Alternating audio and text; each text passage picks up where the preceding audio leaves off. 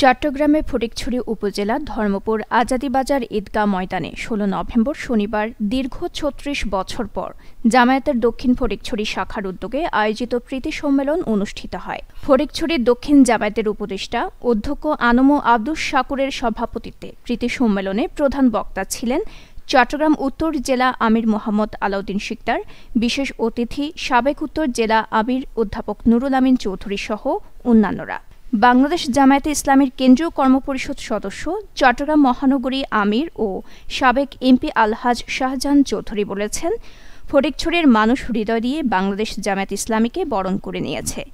আগামীতে এই ফটিকছড়ির মাটিতে বাংলাদেশ জামায়াত ইসলামী জনগণের ভুলুণ্ঠিত অধিকার ফিরিয়ে দিতে গণতান্ত্রিক পন্থায় ভূমিকা রাখবে। তিনি আরও বলেন, ফটিকছড়ির মাটি ইসলামী আন্দোলনের উর্বর ময়দান। এ মাটির সন্তানেরা ইসলামী আন্দোলনের জন্য জীবন দিয়েছে। শহীদের রক্তস্নাত ফটিকছড়িতে আজ ইসলামী সমাজ বিনির্মাণের পথ সুগম হয়েছে। সামনের দিনগুলোতে এই ফটিকছড়ি জনপদে কোনো হত্যাকাণ্ড, সন্ত্রাস, চাঁদাবাজি, রাহাজানি, মাদক চলবে না। নিউজ ডেস্ক, দৈনিক পূর্বকোণ।